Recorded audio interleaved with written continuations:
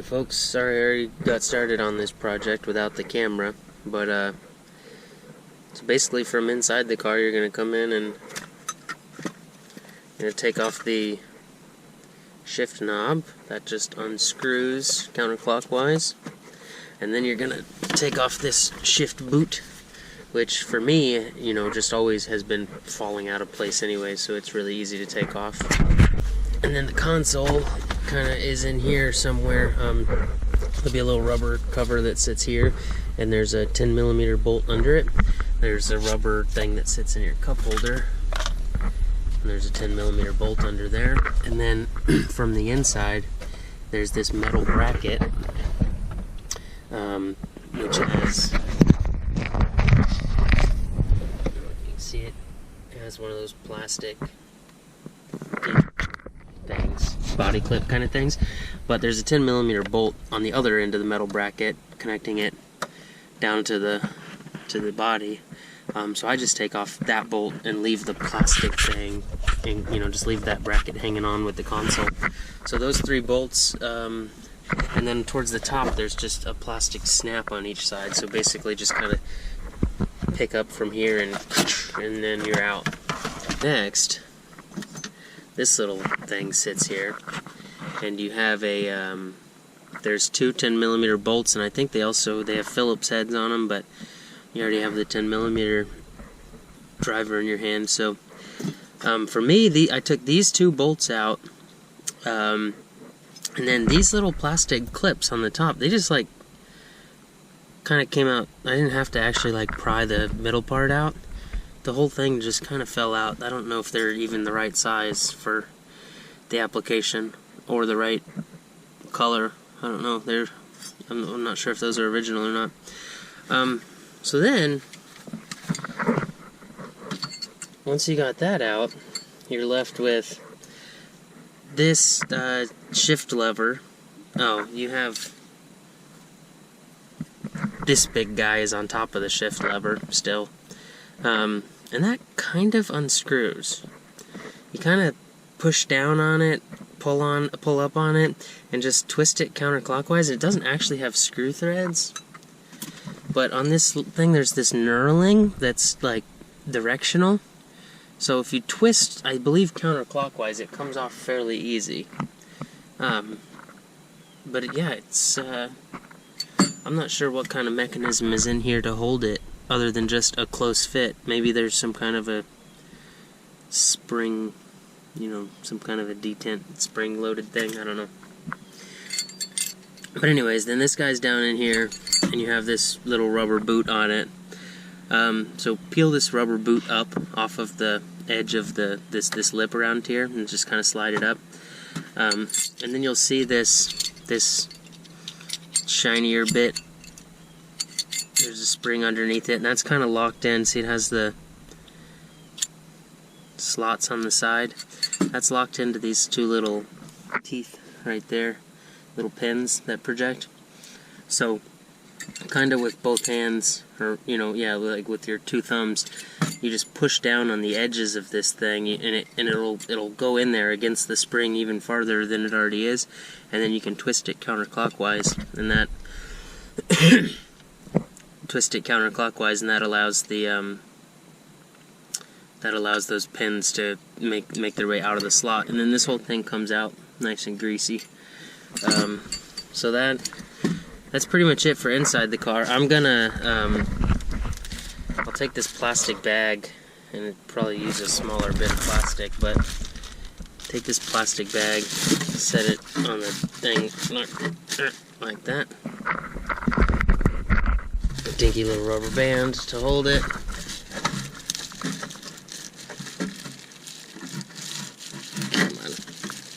So hopefully that'll stay there for the the rest of the project or whatever. Yeah, so there's like no interference or anything. You'll notice instead of using like a magnetic parts tray, I prefer to just put bolts back where they came from. Just finger tight in there, and then there's never any question about which bolts went to where, and you kind of can't miss a bolt either, because like without removing this, you won't be able to set the console back in place correctly. So kind of prevents fixes a lot of things. We're gonna be removing the starter and so on and so forth. Always good to disconnect the negative battery cable, just in case something, and you're under the car or whatever. So I'm on my driveway here, which has some amount of slope to it. Front of the car facing towards the lower end of the driveway, and I just drove it up the front of the car up on ramps. The back of the car I'm just gonna leave on the ground. I have the parking brake on. So we're under the car now on a creeper. If you hear that, my understanding, it looks like, to me, it looks like for this configuration I won't have to remove any exhaust components. The Toyota service manual does say to remove some kind of, something with the word exhaust in it, but I don't know if that's, the service manual is kind of general, so that might be speaking for a different cab configuration or a 6-cylinder engine, which would have 2 exhaust manifolds and stuff. So yeah, we're going to remove the slave cylinder, we're going to remove the starter, and we're going to remove the propeller shaft, which is disconnected, or you disconnect down at the third member, 4 bolts, and then it just slides out of the transmission, if I remember correctly.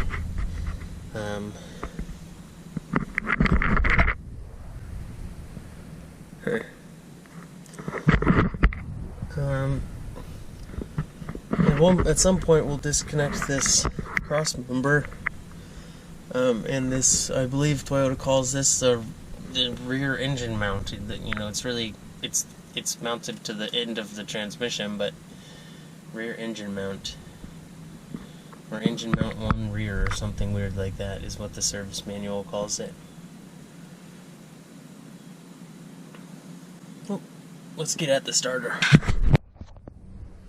Slid a little forward here. This is a slave cylinder.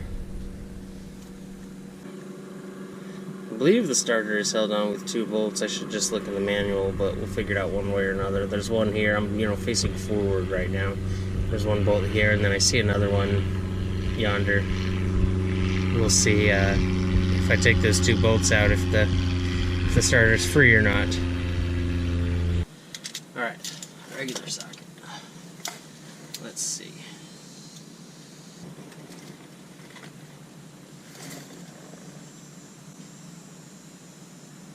I don't think that's the right bolt at all.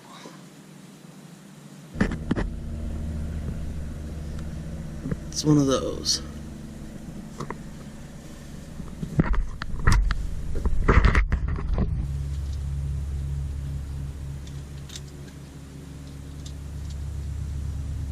I'm actually trying to wobble this one out.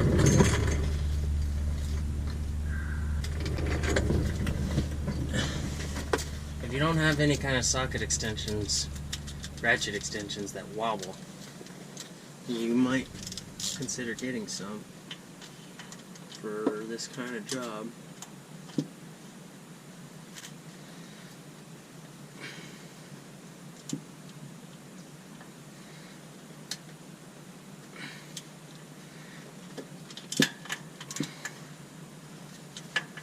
Also, I bet one of them fancy ratchets that has like 500 teeth in it would be helpful.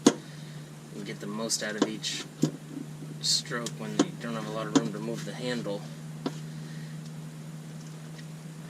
God damn, there it is.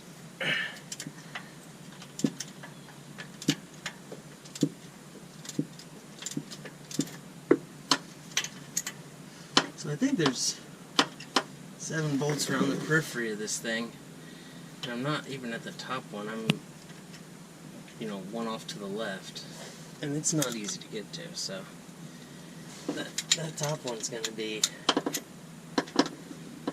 challenge. So I'm trying right now to just remove these 2 bolts that are closest to the starter. The smart thing to do would be to look at the manual and say, you know, how do I remove a starter? But the more fun thing to do is to just start removing bolts and see if the starter falls down. Jesus.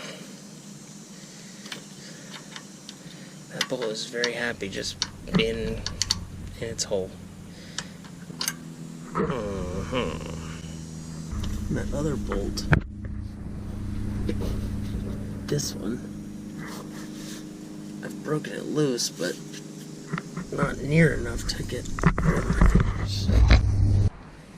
So, before I get the starter too disconnected, I've already disconnected the negative battery cable, plus I don't think this line is hot unless the starter's actually running, but I'm not sure. Anyways, the battery cable's disconnected. You should do the same. There's this little plastic cover on the electrical lead that goes to the starter. So I'm gonna remove that positive lead. Looks like it might be a 10 millimeter, and then I'm gonna remove the little wire harness next to it, so that when the starter comes free, hopefully I can just kind of take it down through this slot where the camera's pointed and set it on the floor next to me and not have to worry about it hanging or getting tangled or ripping a wire or whatever. That would be a 12 millimeter nut.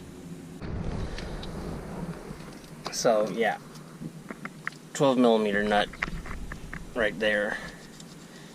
And I just put the nut back onto that copper looking post, and then this wire connector right next to it.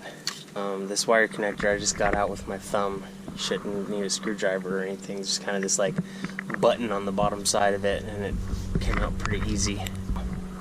So other than that, the starter is pretty loose. The top screw is not completely removed. That's what it's hanging on by. So with both hands and no video camera, I'm gonna try to remove that top screw and not let this thing just fall to the ground. Alright, so it was the 2 bolts that I suspected, and now I have a starter in my hand. I'm just gonna put these 2 bolts back in kind of hand tight, not even hand tight, just a couple spins into the starter. Shit. This way I know where the bolts go and where they came from and all that. And then I'm just going to set this starter down on the ground next to me, I think, and over there under the ramp maybe, so if the ramp collapses, not only do I die, but I'll have to buy a new starter probably. Okay, so the starter's out. That was one of the steps. I'm going to take this slave cylinder off, and I'm not going to disconnect the hydraulic line. I'm going to come up with a way for it to just kind of hang there, although I should just disconnect the hydraulic line because I'm changing the slave cylinder as part of this project. But you don't have to, so, or maybe you do, because they cost like $10, so, you know, and you're disconnecting it anyways. Removing the slave cylinder, of course Toyota has a different word for it. It's like a clutch control release cylinder or something. It's just 2 12 millimeter bolts. These 2 bolts come out, and then that thing should fall down, and I'm gonna try to, like where the flexible line has a bracket that's attached to the bell housing, that bolt's already removed, if you removed the starter already. So I'm going to try to utilize this length of flexible line to kind of get the slave cylinder up out of the way, either sit it on the frame or I'll zip tie it to something, but I'll let you know how that goes. So I got the slave cylinder off. I put the 2 bolts back in the bell housing like I do with most bolts. and then I use one of these gear tie things just to kind of wrap the bracket and the cylinder up in. It's wrapped around the steering column. You could use a zip tie, a piece of twine, a coat hanger, some electrical wire, or whatever you want. Just wrap it in a way that there's not any strain on that piece of flexible tubing. I'm gonna go ahead while I'm here and try to remove as many electricals from the transmission as I can. There's at least two on this transmission. One of them tells the taillights to turn on when the thing's in reverse, and the other one is a speed sensor for the ABS system. So there's that guy, and then it's also clamped on there. And then there's that guy, which looks like he's held in with a there's a bolt here, I believe, that holds that one in. And then I'll feel around the top and see what else is connected. I know already from the driver's side you can reach over the top and there's a wire loom here with some kind of something holding it there. So, well, I'm looking at this from the back now towards the right side. This one, I believe, is the speed sensor. I misspoke about removing this bolt. The bolt's for the whole, like, bulkhead, I guess. The wire thing just has a tab on top. Tab on top slides straight out. So, and then same for over here. This thing has a little tab, slides straight out. This clip that slides onto a metal bracket, you have to pull out on this tab. That's a tiny little piece in the middle. You pull out on that or stick a screwdriver in between the metal and that small piece, and that should slide off. Then all this stuff is still connected on the top. So, oh, and there's this plastic elbow thing is like in there pretty good. I'm gonna have to just rip it out and hopefully not break it, but it'll be fine. Yeah, like I said, it'll be fine. So this wire harness that was in this plastic thing just goes to the O2 sensor that is downstream of the catalytic converter. So I'm leaving the O2 sensor there, but since the wire harness is connected to this cross member, that connection needs to be removed. So I unplugged the O2 sensor first because that was easy, and then getting this part of it disconnected from that piece of plastic was not easy. I just kind of pulled up on it and tried to slide it backwards, and it eventually slid, but I don't see how there's any kind of a tab that you're supposed to press to release it. It just kind of, I don't know, it just kind of sat in there, and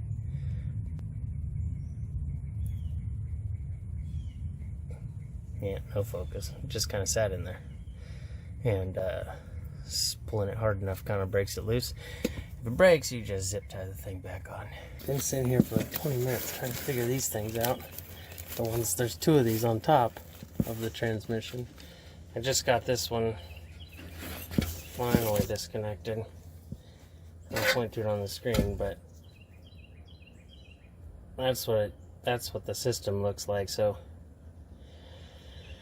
on the plastic part, there's a center tab that you could probably get your finger under, and you pull that tab all the way out so it clears the bump on the metal bit. And man, I was wiggling and prying for a while, and I was about ready to just kind of like cut the thing off somehow or tear it off, but that's how it disconnects. I guess you could also just take that bolt out. I didn't see that bolt until I had the camera up in here, but probably easier to disconnect the plastic thing if you know how to do it. So I'm trying to help you out here. And then there's just one more. This is the aft one. There's one more forward of this, and then the wire harness is pretty much free from the transmission, So I'll kind of probably just keep it on top of the transmission so that it's out of the way, but when I go to put the thing back in, it's probably going to be in the way, so we'll see what I come up with then. Yeah, I'm going to try to get the top one, or the other one of these things disconnected, and then the wires will be done. So on this wire harness, this is, it's on top of the transmission. The engine is somewhere up there, and this thing comes and connects there. I wasn't able, because the plastic clip is on the far side from where the camera is now, I wasn't able to reach over it and get my finger underneath the little thing to release it. So I got one of these stubby screwdrivers, and I actually reached around the transmission, and I was able to, I'm not going to show this at all, but I was able to somehow get the screwdriver, get that tab off, and just slide the thing. Should be free now. Yeah. So that's it for wires. So back here at the third member, the end of the propeller shaft, it's 4 bolts that hold the propeller shaft flange onto the, I don't know, the pinion flange or something like that. I'm back here on a creeper, and I kind of wish I had jacked the back end of the car up, because it's tight. And also, if I can't reach these 4 bolts, I'm going to need to spin a wheel to get this shaft to rotate. So I might have to jack the car up anyways. So when you're getting all set up, maybe just go ahead and put the rear end on jack stands and be done with it. But I'm gonna try without and let you know how it goes. Alright. Had to change of heart. We're on jack stands, a little bit of tires off the ground. I didn't want to jack it up too high since I am on a sloped surface. I didn't want the thing to want to roll off the ramps more, so just enough to get the wheels off the ground, give myself a tiny bit of space. Another thing about this, for balance reasons and stuff like that, if your car doesn't rattle now, it's never a bad idea to get a silver Sharpie or something and one that works if you preferred, but yeah, this is terrible. Just kind of mark somehow that this part of this flange goes with this part of this flange. Tape would work, probably a pencil would work, just, it'll go back together 4 different ways, but, if it's nice and balanced and everything now, probably wouldn't hurt to keep it that way. So yeah, these bolts. Oh, and this should spin. Okay, I can spin this now, because the wheels are off the ground and I took the parking brake off, and the transmission's not in gear, so everything's just kind of free.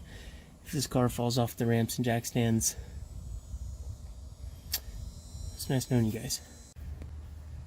So I got all the bolts out, and this thing's just kind of stuck on there, so I had to use a hammer to hammer, 2 14mm wrenches. One of them pried up against the gas tank, which is probably not a good idea, but didn't hurt anything.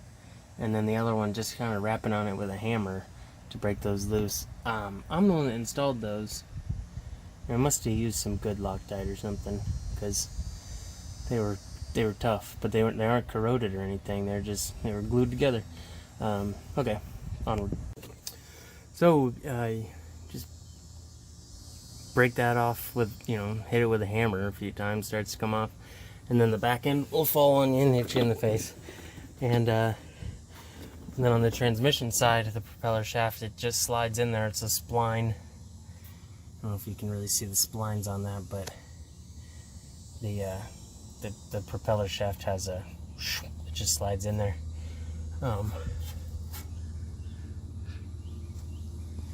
So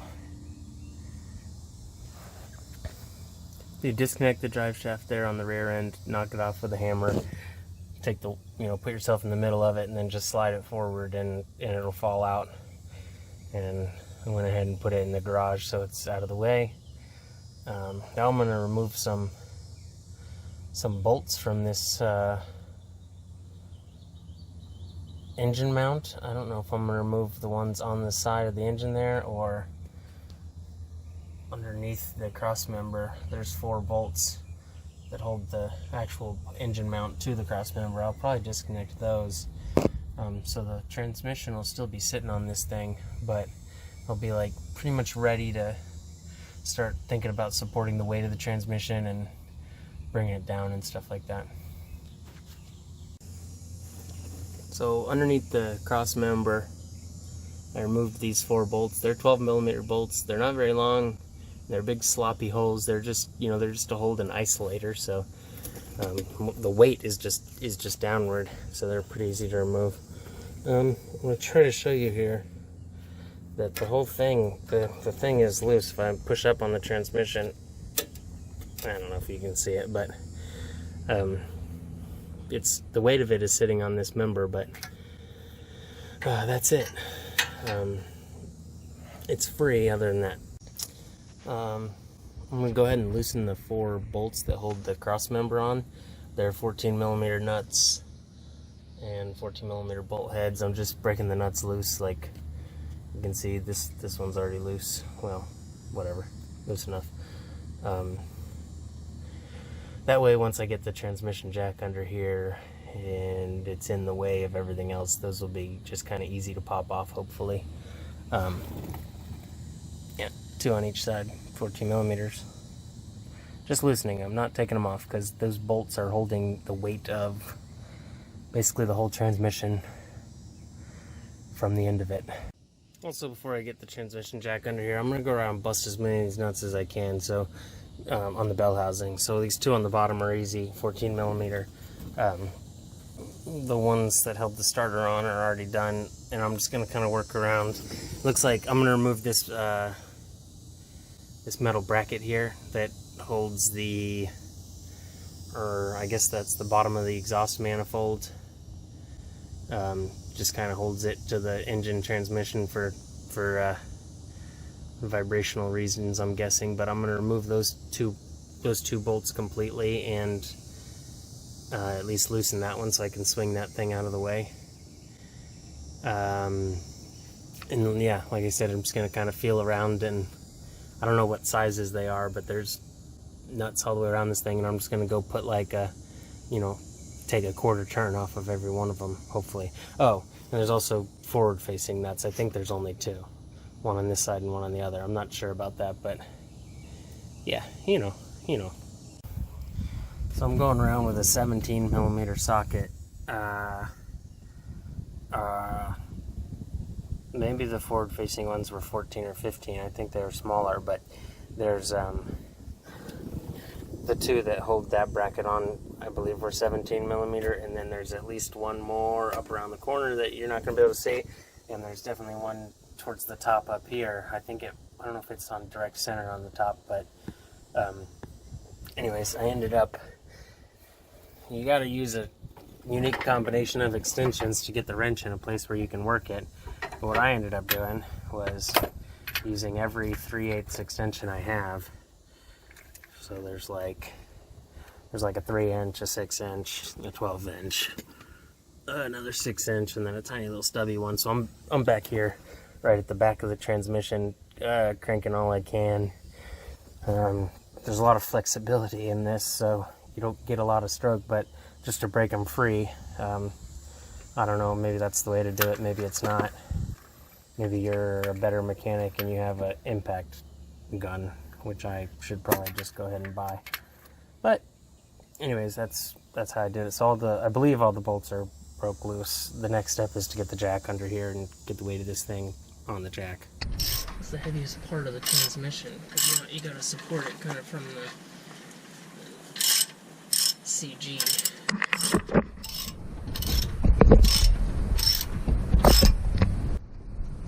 Try to just tie a knot in this thing, and hopefully that's enough. Because the ratchet function is out the window in this particular vehicle.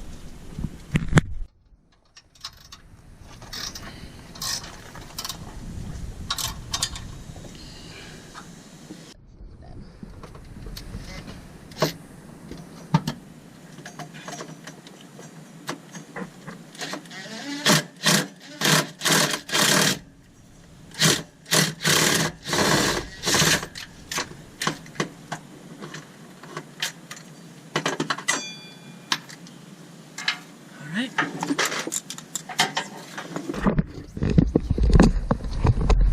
I see one more.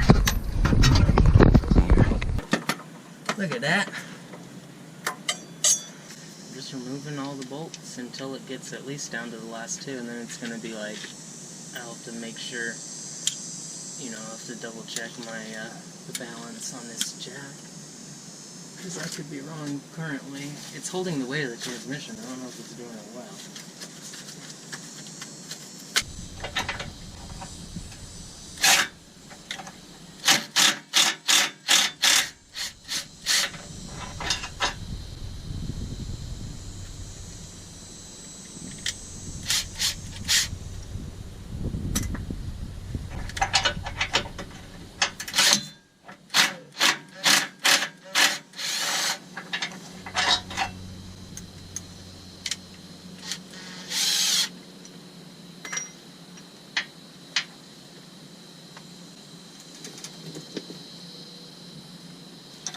That's a little scary.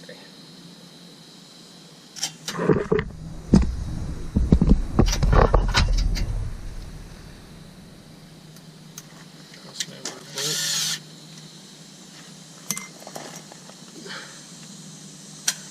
Now, we've all been waiting for it.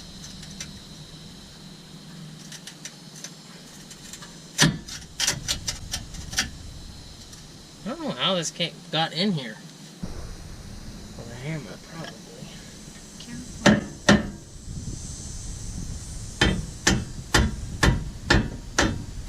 Woo, baby.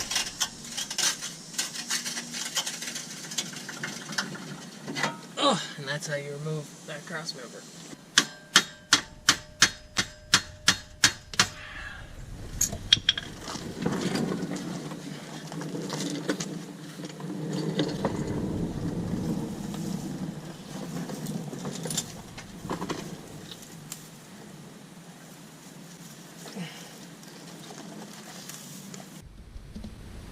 This is a throw-out bearing. When you push on the clutch pedal, it pushes on this lever, and it pushes this bearing into the pressure plate.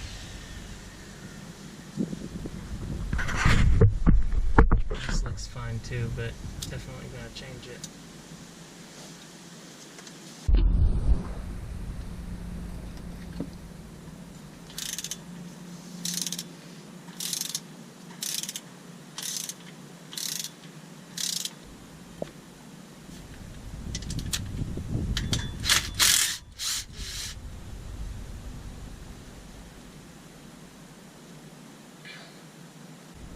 That's it.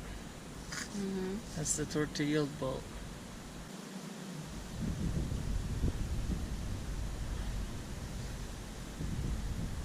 It stinks. Should I take it off? Should I put that one bolt back on and pretend it never happened?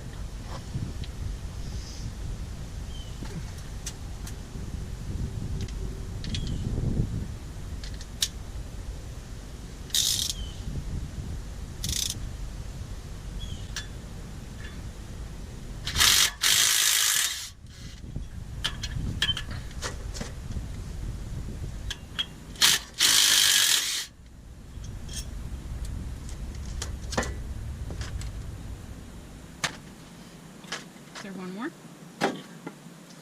Yeah, but when it comes out, the weight of the flywheel's gonna be free, I think, so.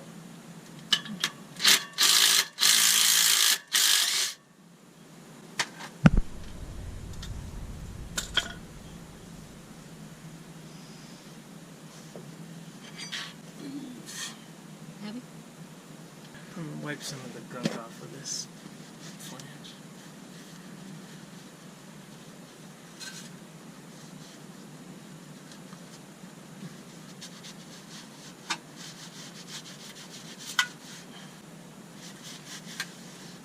Alright, how do I get this bearing out? Am I actually supposed to look it up? Alright, well, I either need bread or grease, so. Which one do you want? I guess grease. Or just jam paper towel.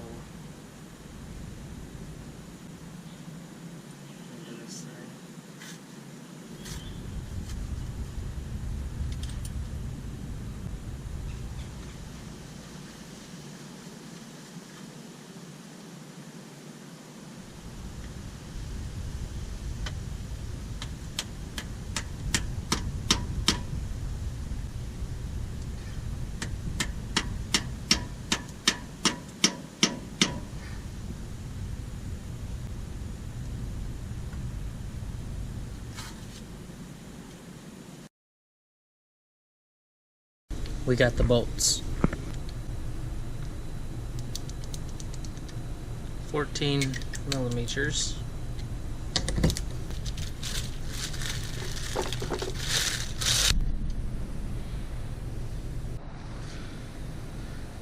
According to the manual, these bolts go in, once around they go into 20 foot-pounds, and then you go back around and turn them 90 degrees each. Of course. That's why they can't be reused, because they get stretched out.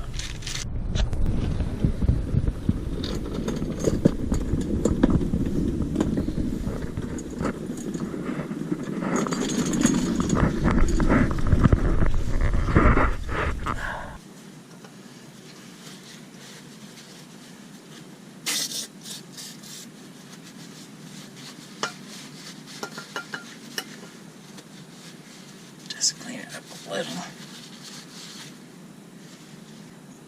Tiny bit of grease just so nothing gets stuck. Try not to get grease in the holes.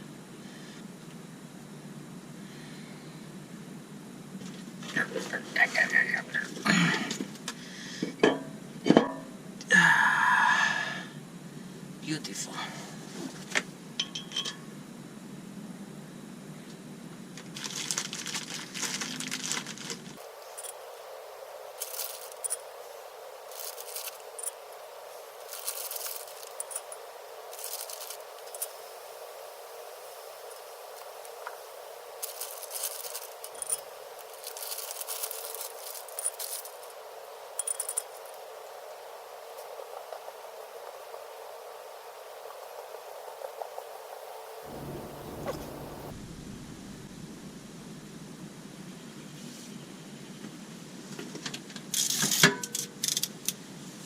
So, you get a cheap torque wrench with questionable accuracy, of course, and you set it to 20 on the foot-pounds. 20 foot-pounds.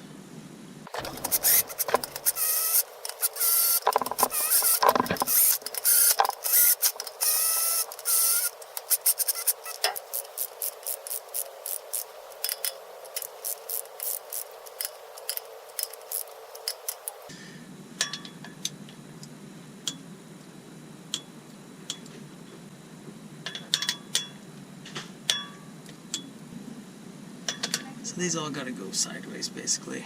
I'm gonna put an extra 90 degrees on all of them.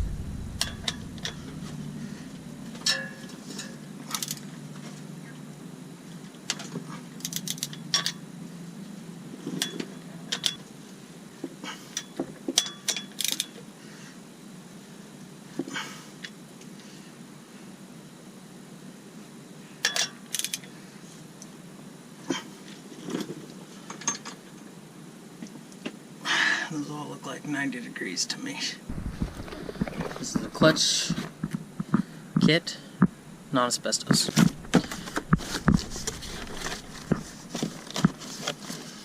Comes with one of these, and one of these, and a clutch, and then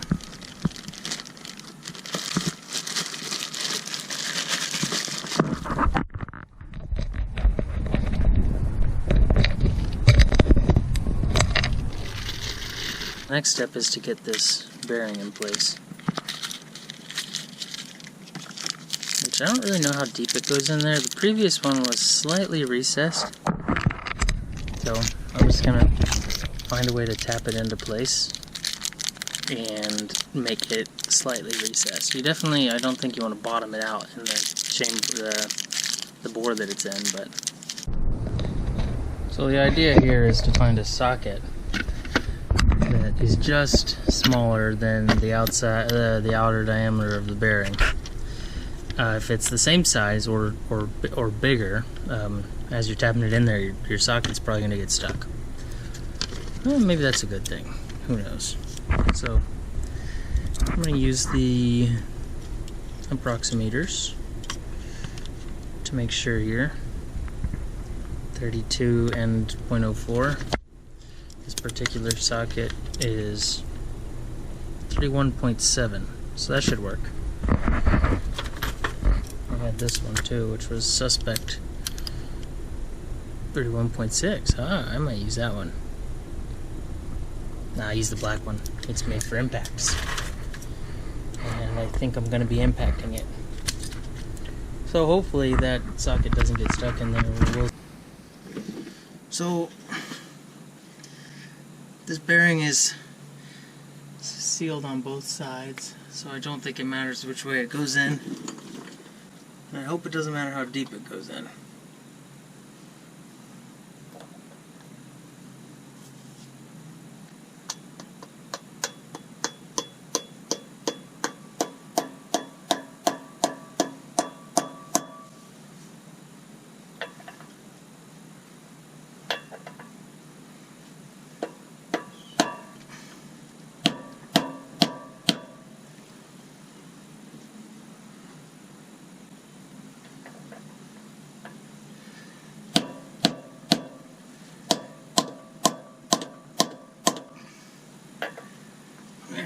Hopefully this little guy will do.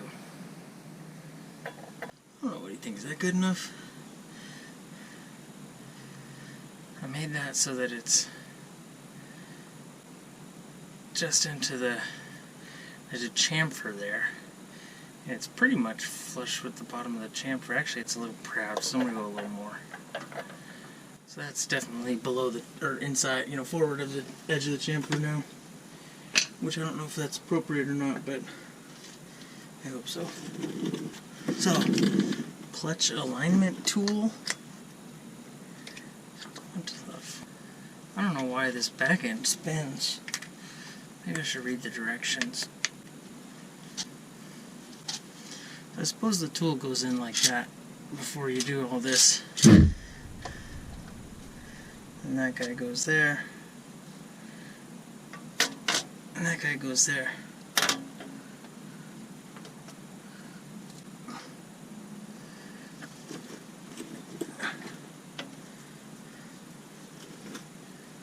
And there might be something in the literature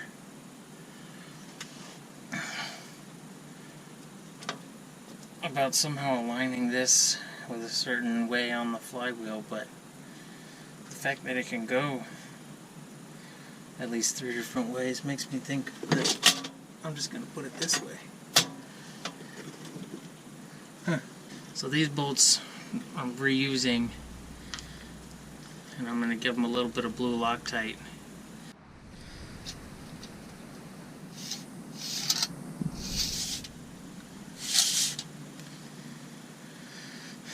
I imagine the hard part here is going to be getting these things started.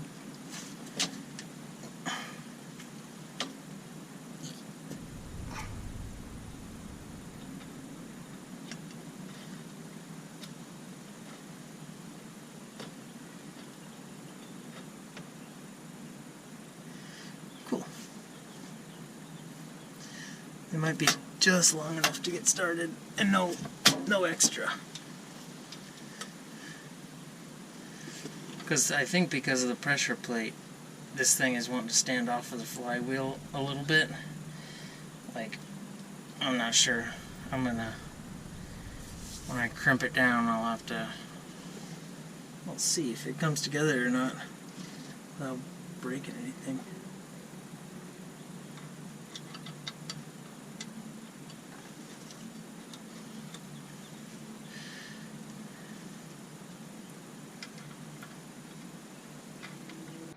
So according to my manual,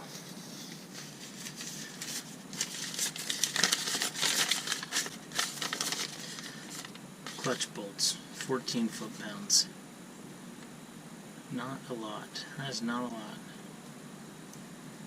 Huh. These are a 12mm head.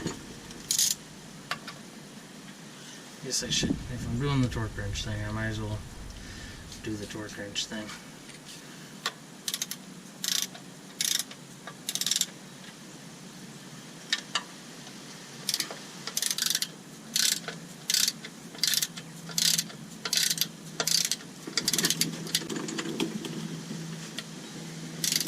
Yeah, there's a gap between this, the clutch housing and the flywheel, and right now I'm basically just working that gap out.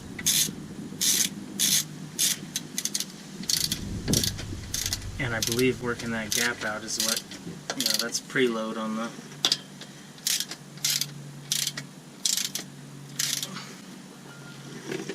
pressure plate.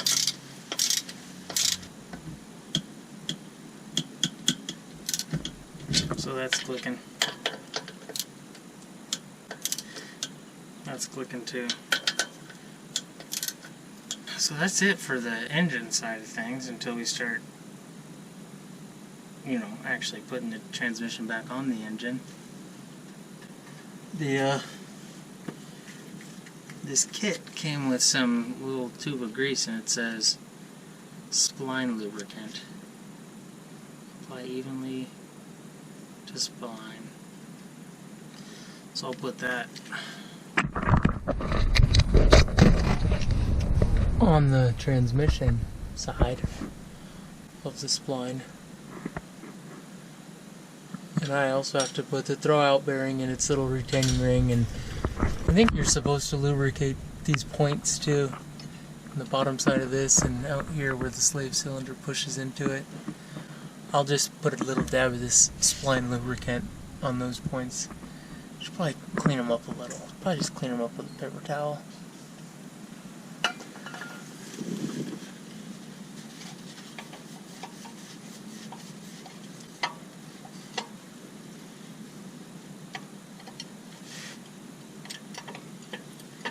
I don't know if I feel like removing that.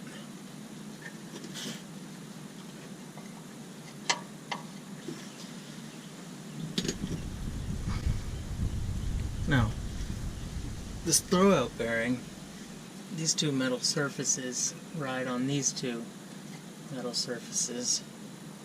The smooth, rounded face is what pushes into the pressure plate. So that goes on just like so. Swing. And then this clip somehow holds it on. This is where, if you had taken a picture of your old one, you'd be really well off. But I haven't. So I'll put that on there first, maybe.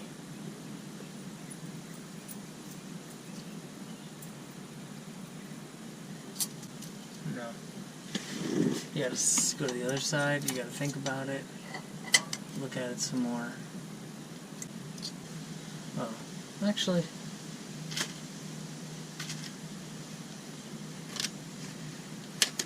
since the throwout bearing rides on a surface here, I'm going to clean that surface it rides on and lubricate it. I'll just go ahead and pop into this grease that came with the kit.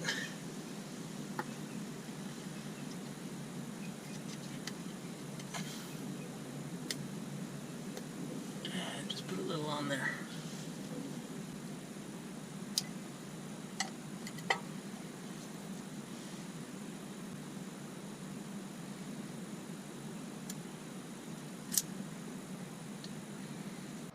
Okay. This shit. So this guy goes with the full side. The full side goes in front of the fork. The little tabs hold it to the fork. So you go ahead and put that on first. I don't know if that's the best way to do it, but you can go ahead and put it on. So I don't know if you can see that, but it just sits kind of on top of the fork, right on the little wear points that it rests, and that's. So then you gotta get the release bearing and get the little tabs between the fork and the spring. And it's not super easy.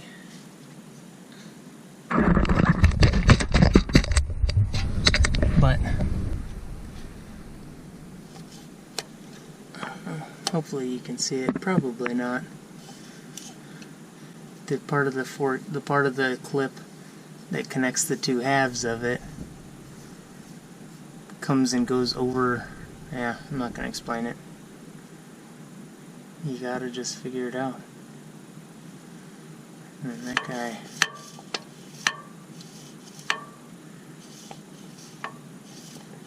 So this only slides this way. This shaft spins, and then this bearing is able to spin. But this, where I put the grease earlier, this face right here is just a sliding surface. It's not spinning at the the speed of the engine or anything like that. So it's not super critical that it's lubricated, but clean at least. Why not? Okay. And then I'm just gonna go ahead and lubricate the splines. Probably too much, but I don't know. They give you this whole pack of grease, you might as well use it. This is especially important if your transmission's been sitting under the car in the rain for the last week.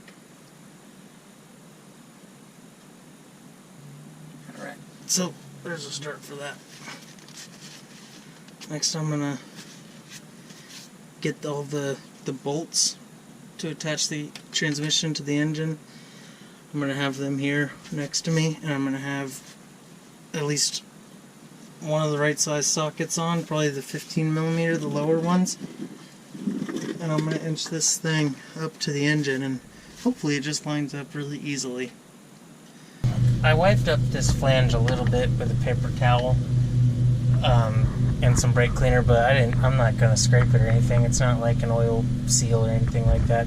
But what I am gonna do is put a little bit of lubricant, whatever your favorite kind is. I just use this brake, ceramic brake system grease I use like on everything in a car. Basically, I'm gonna put some lubricant on the pins and the holes for the pin. The engine has a few pins on it, and then this has at least one pin on it. So I'm just gonna lubricate those holes so that next time someone goes to take this thing apart, they won't be, too bad stuck together.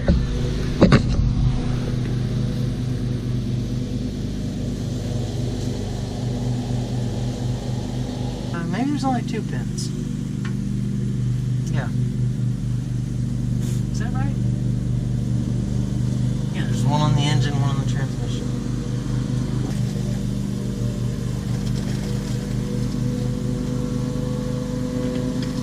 Alright, don't get away from me.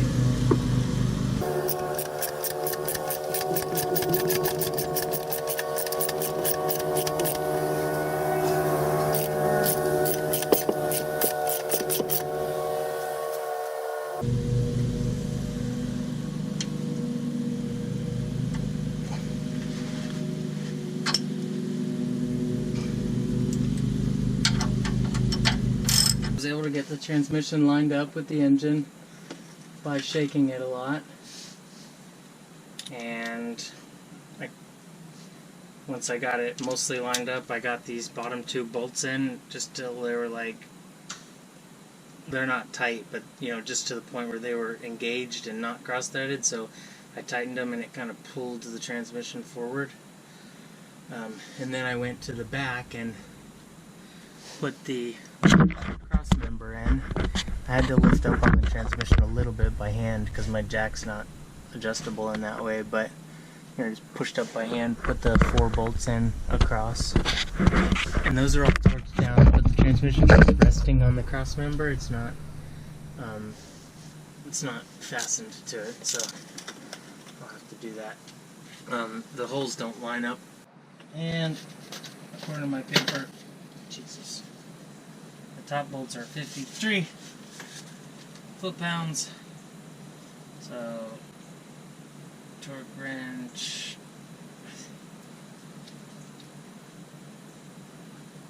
to 50, 1, 2, 3.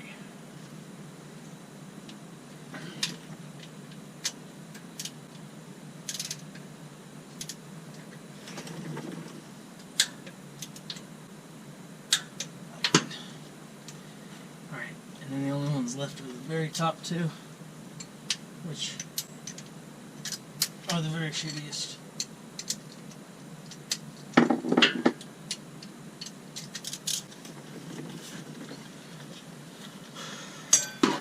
which also go to 53. So there's one there.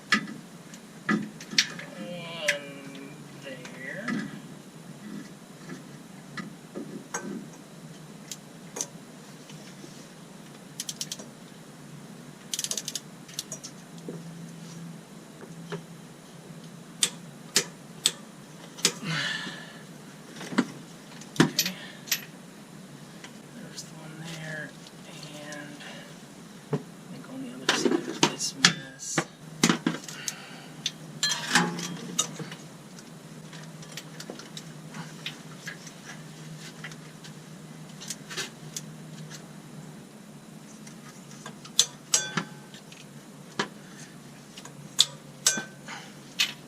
Good enough. So that's all 7 of the main of the housing bolts that aren't part of the starter or the doohickey that attaches the bell housing to the exhaust manifold. I guess for vibration reasons it does that. So I'm going to come back here and I'm going to put these bolts in before I forget about them. These are little 12mm bolts. Put my blue Loctite on all of them. Damn, put all the blue Loctite I own on that one.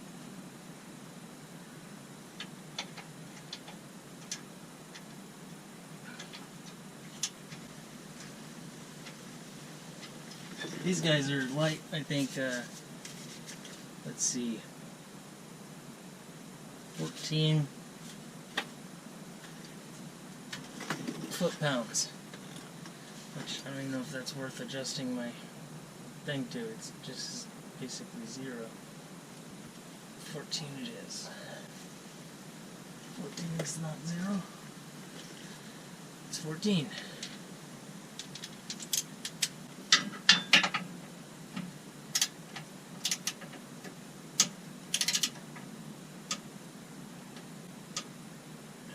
That's like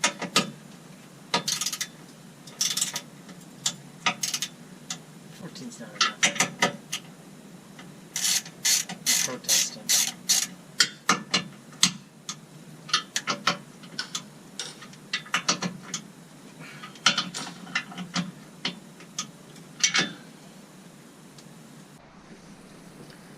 So I'm putting on the exhaust manifold stay, which has 3 bolts, and they're all 3 different torques. The smallest bolt that goes to the actual exhaust manifold is 22 foot-pounds, and then on the bell housing, the top one is 33, and the bottom one is 55. So, the smallest one is a 12mm.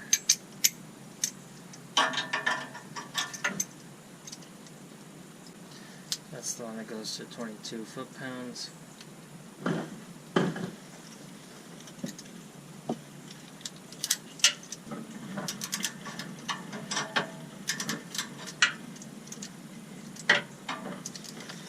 It's hard to get just the right number of extensions on all these stupid bolts.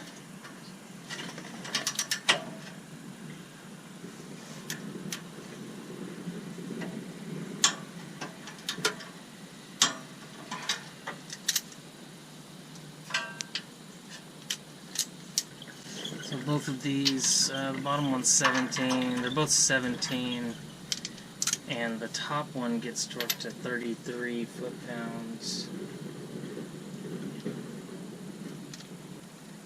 which is not going to seem like a lot for the size of bolt that it is.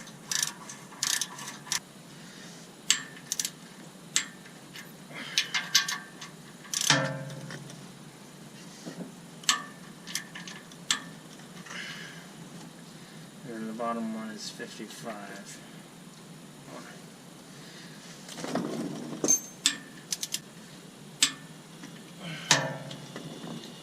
Cool. So that's that. I'm going to go ahead and put the wire harness on because that seems easy enough. There's one one clip over here on the left, the driver's side. And then there's a clip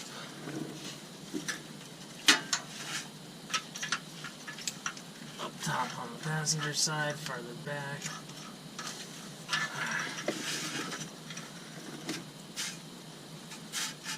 And then this little guy that goes down to, I think is the reverse indicator, or no, yeah, the reverse indicator. There's a clip. And then there's a stud thing that goes in there. And then this is for the speed indicator. And this is for the oxygen sensor, which also clips into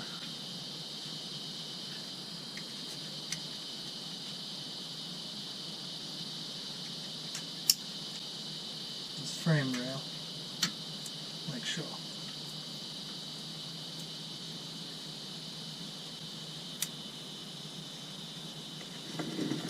Okay, I think I'm pretty much done. Oh, drive shaft. Oh, fuck.